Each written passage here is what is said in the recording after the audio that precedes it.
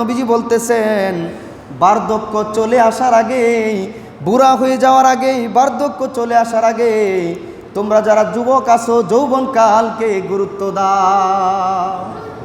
আপনারা বুঝতেছেন?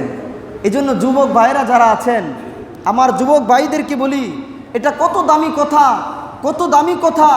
কারণ আমাদের সবারই জানা আছে মানুষের জীবনের শ্রেষ্ঠ সময় হলো যৌবনকাল।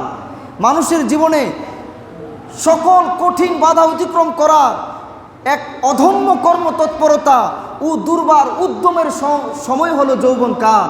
যুবক যুবতীরা চাইলে তারা কোনো বাধাকে বাধা মনে করে না, তারা যেই কোনো কাজকে অসম্ভবকে সম্ভব করার শক্তি তাদের মধ্যে রাখে।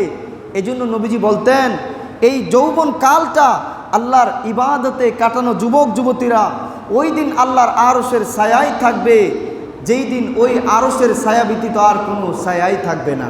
সুবহানাল্লাহ। এই জন্য আপনার দুনিয়ার জীবনকে সাফল্যের চূড়ান্ত শিখরে নিতে চাইলে, আপনার বার্ধক্যকালটাকে আপনি একটু সুখময় করতে চাইলে এবং আখিরাতের জীবনটাও আপনি রঙিন করতে চাইলে এই যৌবনকালে অবশ্যই অবশ্যই আপনাকে উদ্যমী, পরিশ্রমী, সাহসী, বিনয়ী হতে হবে।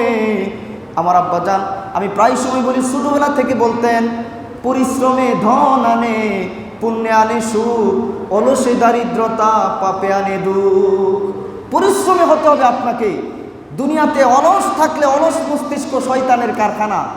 আপনি ফাও কাজ করে, একেবারে অযথা কাজ করে আপনি দুনিয়ার জীবনটা কাটাবেন, আপনি সুখের আশা করবেন, এটা হবে না। দুনিয়াতে আপনাকে এক নাম্বার আমার দয়াল নবীজির নসিহত হলো, যৌবনকালটাকে কাজে লাগাও, যৌবনকালটাকে কাজে লাগাও। এই যৌবনের রঙিন সময়ে তুমি স্বপ্ন দেখো এই সমাজকে সুন্দর করে কোরআনের আলোকে সাজানো, তুমি একজন নবী বীর সৈনিক হওয়ার। যারা যৌবনকালেই এই বদরে যুদ্ধ করেছিল, যারা উহুদের যুদ্ধ করেছিল, পূর্ণ রোদের মধ্যেও রোজা রেখে যারা যুদ্ধ করেছে, কোনো বাধাকে বাধা মনে করে নাই। সুবহানাল্লাহ।